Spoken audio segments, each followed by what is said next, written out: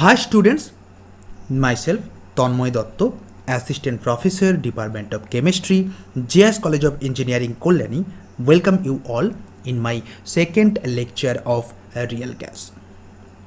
We already discussed about the kinetic postulates of the kinetic theory, and we already discussed about the equation of state of the ideal gas. Today we will discuss about the some characteristics of the real gas and why the real gas deviate from the ideal behavior. That means there is something for which the some equation postulates of the kinetic theory is not applicable in the case of a real gas. So just try to remember, in the postulate of the kinetic theory of ideal gas, there was for the ideal gas, we assume that the volume occupied by the gas molecules, they are totally negligible with respect to total volume of the container. That means we assumed that approximately the gas molecules means ideal gas molecules, okay, there is no volume, approximately there is no volume, okay. So this postulate is not applicable for the real gas. That means the molecules of the real gas has a particular volume. We have to consider a particular volume of the real gas, okay. But in case of ideal gas, we assume that with the volume is almost insignificant with respect to the overall volume of the container. It is the first point. Second point, we assume that in case of the ideal gas, we assume that the force of attraction between the gas molecules, it was negligible. That means there is no force of attraction or the repulsion between the gas molecules. But in case of a real gas, obviously there will be some kind of attraction force between the gas molecules. That means we can't say in this way that there will be no attraction or repulsion force between the gas molecules. We have to consider there must be some kinds of attraction or repulsion force between the gas molecules.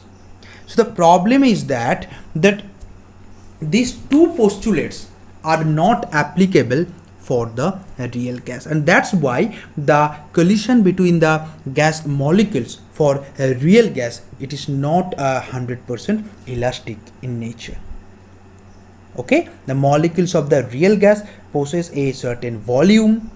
Without this volume, the gas cannot be liquefied or solidified at low temperature and high pressure. That means, you know, that in case of real gas, that means in real situation, you know very well that we can liquefy a gas, isn't it? We can solidify. So that means there must be some kinds of attraction force between the two gas molecules. There must be some fixed volume, otherwise it is not possible. So that's why we can't apply the equation for the real gas, equation of state for the ideal gas in case of real gas. There will be some different equation, because it is not like only PV equal to nRT we can use for the real gas what we used for the ideal gas. That means real gas are compressible. We can compress the gas, but ideal gas is not compressible. Okay, it is incompressible. So now we'll discuss about the compressibility factor of the gas. What I told you that gas may be compressible or not. So we'll discuss on the basis of this theory that what is the, first of all I will discuss what is the compressibility factor, then I will discuss that how it is applicable for real gas. So what is the meaning of compressibility factor? what is the meaning of compressibility factor. So compressibility factor means it is the ratio of observed molar volume to that of ideal molar volume of a gas at a given temperature. Okay, so temperature, the fixed temperature, what is the compressibility factor? Compressibility factor generally it is denoted by Z, where Z is equal to, we can write down that it is the Vm molar volume, but obviously it will be observed. Okay, and Vm molar volume, obviously it will be ideal. Okay, so this equal to, we can write down, if we multiply with P, so PVm, okay, PVm equals to RT. Why? Because you know, if you multiply with Vm with P, it is the ideal condition. So P into Vm ideal condition for 1 mole gas, we are assuming that 1 mole gas, this equals to RT. So PV equals to RT, but this will not be applicable for the PVM, because in case of PVM it is the real condition. Okay, so real conditions we can't write down that this is the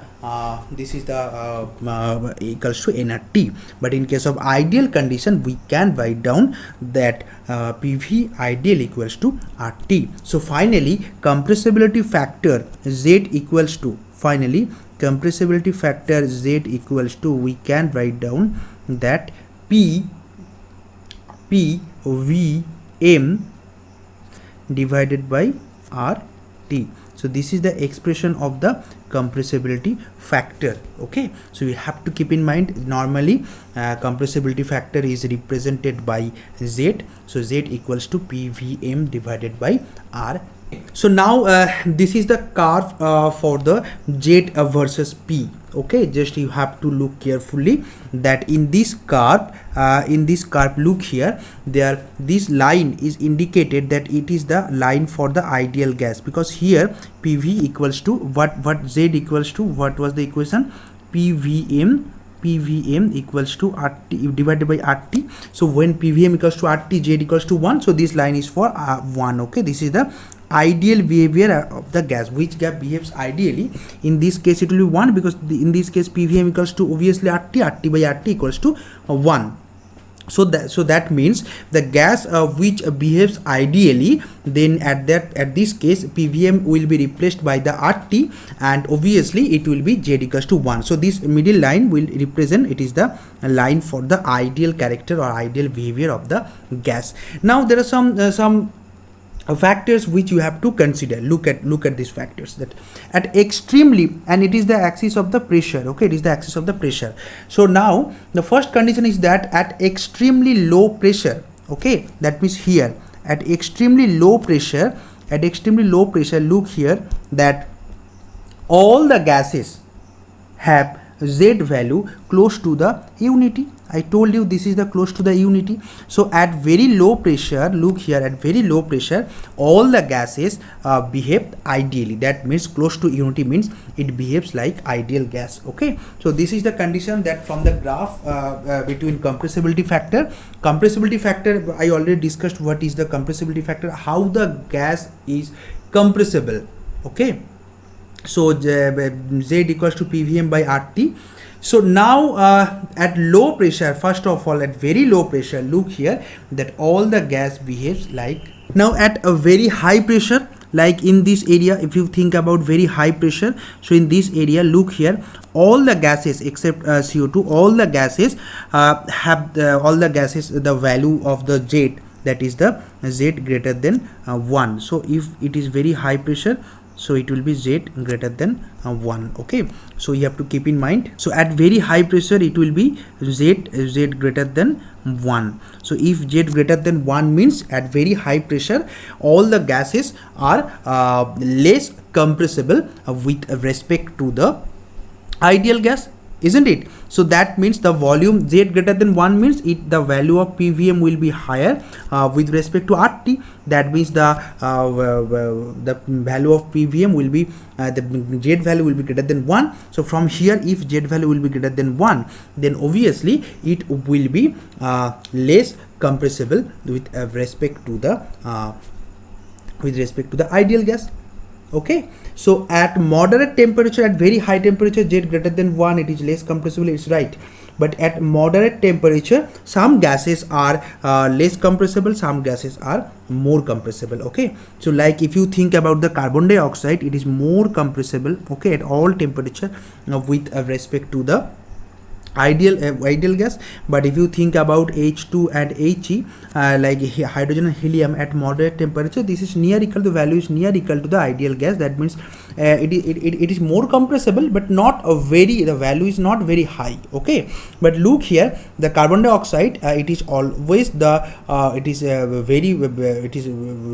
always the more compressible that with respect to the ideal gas. That's why more compressible means, what is the meaning of more compressible? More compressible means the gas can be liquefied easily. So we can conclude from here that H2 and He, that are very difficult to liquefy, because these two gases are very less compressible with respect to the ideal gas. But in case of your carbon dioxide, this gas is always, it is the more compressible with respect to the ideal gas. That's why we can conclude that carbon dioxide is can be easily liquefied with respect to the hydrogen and helium. This is the beauty of the compressibility factor. So you have to keep in mind, depending on the compressibility factor, there are three cases arise. We can, if we summarize the factor, that the three cases are: if Z equals to 1, if Z greater than 1, and if Z less than 1. So Z equals to 1 means obviously this behavior we can call, this is the ideal behavior. Which gas has the Z equals to 1, this is called the ideal nature or the ideal behavior, and it is possible for the real gases at very low temperature, what you observed there. Okay, and if Z equals to 1, it is less compressible with respect to the ideal gas, and you know, like H2 and He, these are less compressible. Okay, and for this reason actually H2 and He, this is very difficult to liquefy these two gas. Okay, if Z less than equal to 1, like carbon dioxide, this is very high compressible with there is more compressible with respect to the ideal gas. That means we can observe these things also practically, that carbon dioxide you can liquefy very easily with respect to other two gases like hydrogen and helium. So this is the beauty of the compressibility factor. Now come to the point, what is the equation of the real gas, or what is the equation of the van der Waal equation. Okay, so there are some correction terms there also. So how we can express the van der Waal equation? So first of all, you know, like your equation of the ideal gas, PV equals to nRT, there are some two correction terms there. What I told you, that real gas actually deviate from the ideal gas from the two behavior. First one is the attraction force, because there is some attraction force, and second one is the volume. Okay, so from this point of view, there are two correction terms we will add in the equation of the van der Waal. Okay, van der Waal equation. So what is the equation for the real gas? We can write down P plus n square A by V square into V minus NB, that equals to RT. So where V is the volume, P is the pressure, N is the number of moles, and what is the A? A is the pressure correction term. Obviously it is constant, it is the pressure correction term, it is the pressure correction term. And what is the B? B is the volume correction term. Okay, so what is the B? B is the here, B is here, it is the volume correction term.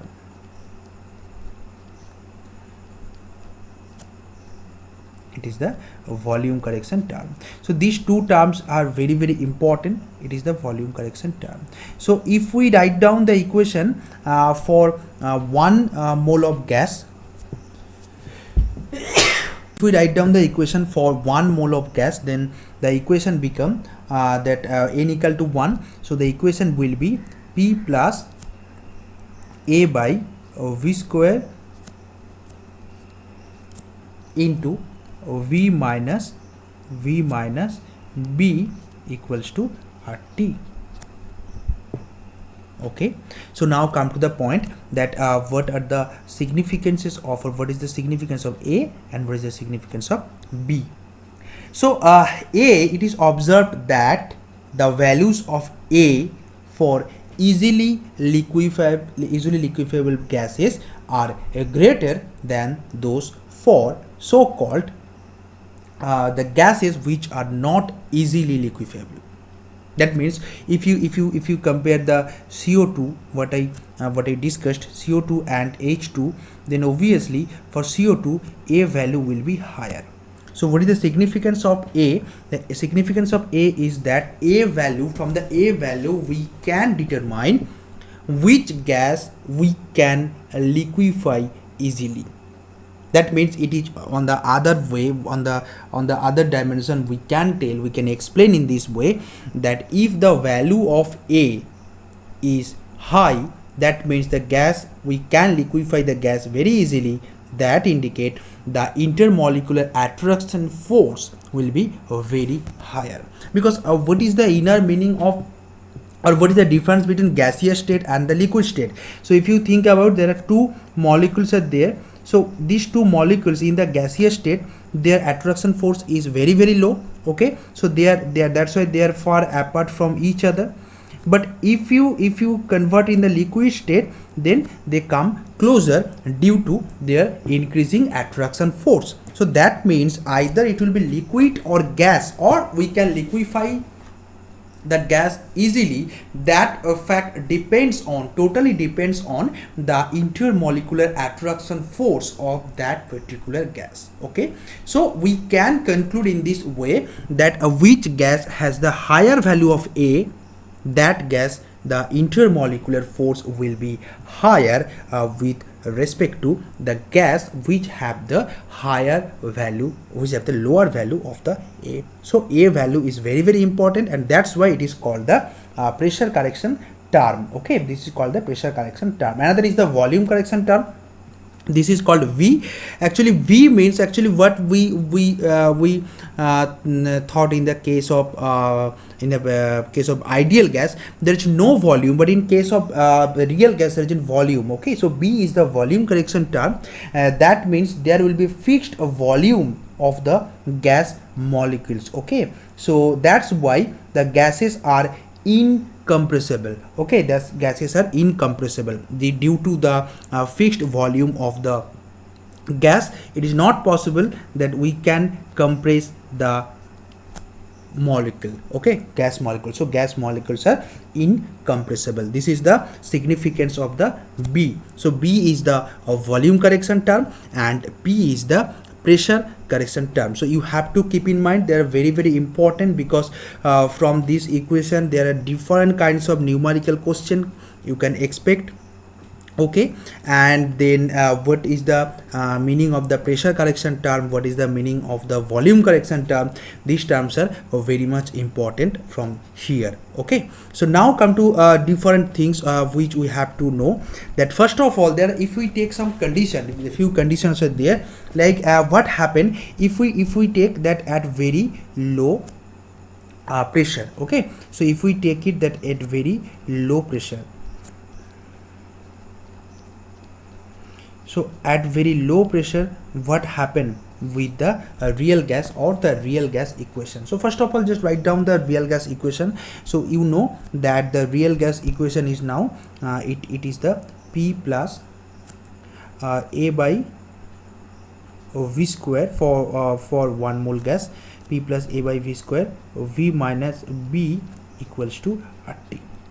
Now if the pressure is very low, that means a volume will be very high, isn't it? If pressure and volume, they're inversely proportional, all of you know very well.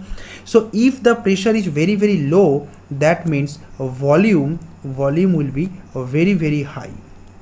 Now if the volume, will try to understand, okay, if the volume will be very high, then B is the very small quantity, you know. So if V value is very high and B value is very small, so what happen? We can ignore the B.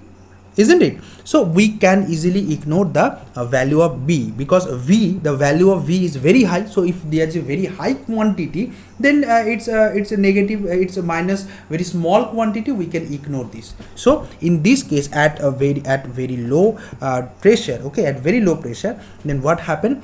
P plus, the equation reduces to P plus A by V square into V equals to R T.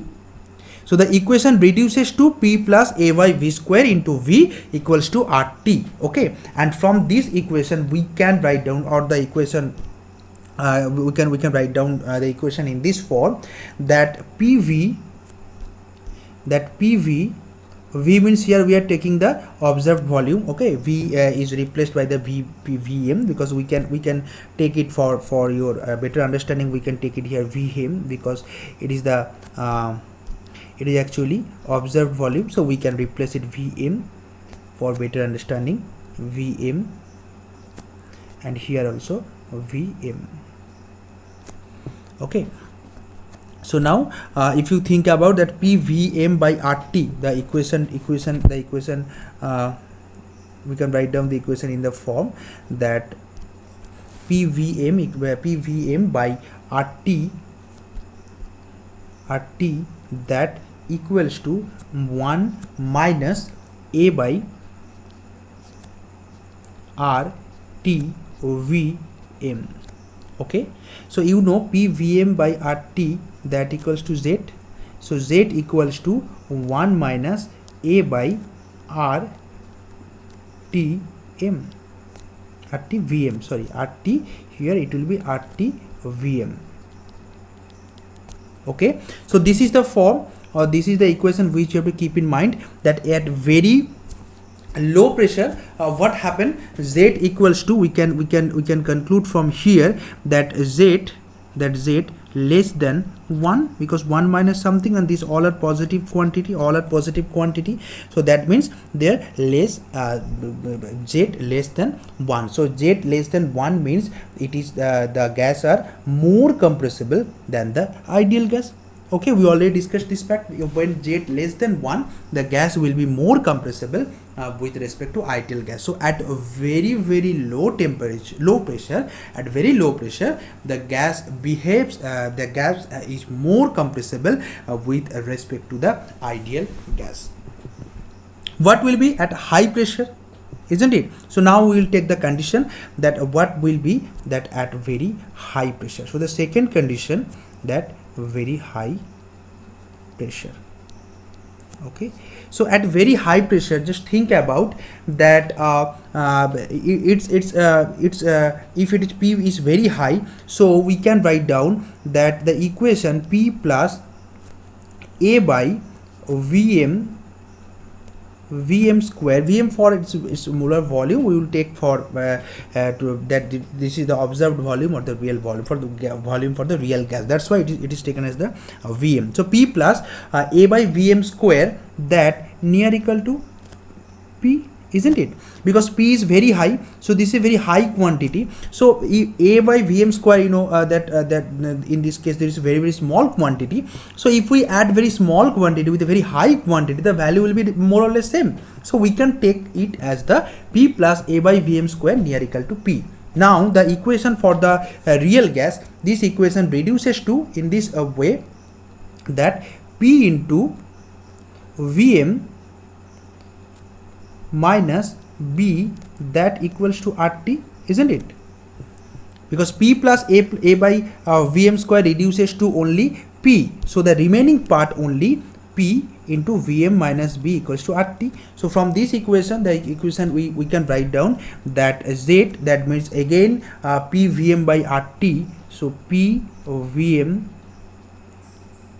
by RT, from here we can write down that equals to 1 plus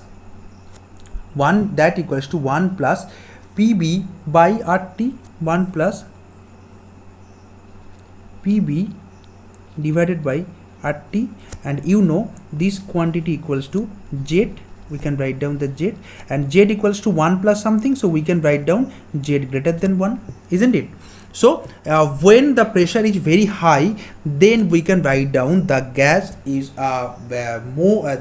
gas is the less compressible with respect to the ideal gas. Okay, so when the pressure is very high, the gas is less compressible with respect to the ideal gas. You know, from the graph which we discussed, that when Z greater than 1, there you will get the value. The gases which have the Z greater than 1, the gases are less compressible. Okay, now come to the point of the third condition. Okay, in the third condition, look here, we'll take two conditions here, that when we'll take the condition that it is a low pressure, the pressure is very low but temperature is very high. Temperature is very high. So low pressure and the high temperature. Then what happen? At high temperature, you know, Vm will be sufficiently large, isn't it? Volume will be very high. If the temperature is very high, so obviously the volume will be very high. So if volume will be very high, so Vm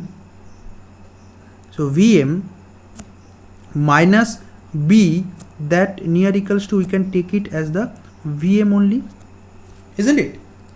And in case of if the high temperature, Vm will be sufficiently large, and so the A by Vm square. Now another thing is that A by, if Vm is very large, then the temperature is very high, so Vm volume will be very high.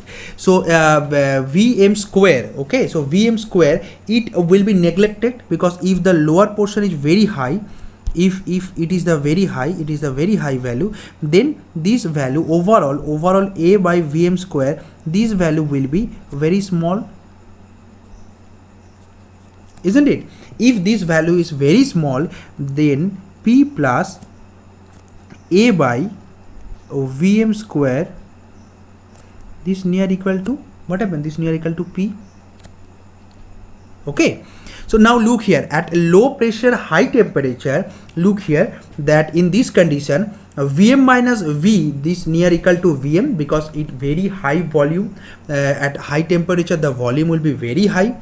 Obviously pressure is also low, so no problem. Okay, and Vm minus V near equal to Vm, because at that time there is very small quantity. If you subtract very small quantity, the value will not be very much changed. And A by Vm square, this value will be very small if Vm is high. So P plus A by Vm square near equal to P. So that means the equation reduces to, in the third condition, low pressure, high temperature, the equation reduces to P Vm equals to RT. It looks like ideal gas equation, or we can write down P Vm by RT, that equals to 1. So this is the condition of the ideal gas. So we can conclude that at low pressure and high temperature, all the real gases behaves ideally.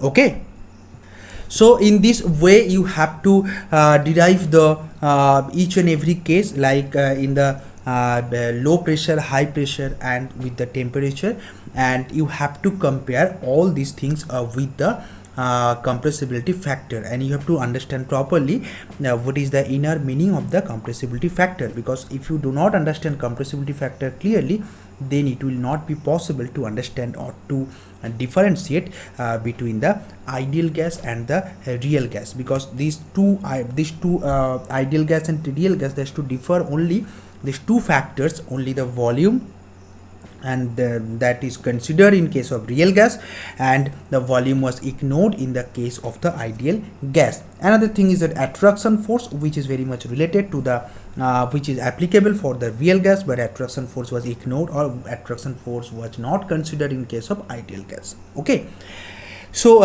in this way there are two terms, A and P, pressure correction and the volume correction terms, which are applicable in the equation of the real gas. This equation is also called, I again repeat, this equation is also called a van der Waals equation, and that's why A and B, these two are called the van der Waals constant. Okay, so you have to keep in mind A, pressure correction term, this is also van der Waals constant, and B is the volume correction term, which is also called the van der Waals constant. Okay, so that's all for today's class, and in the next class we will discuss about the critical temperature, critical pressure, critical volume. Okay, so up to that point you have to practice a lot. That there are so many types of numerical problems which you have to check from any of the standard books. Okay, and from the van der Waals equation, where you can find out the value of A, B, or like that, or these values may be supplied.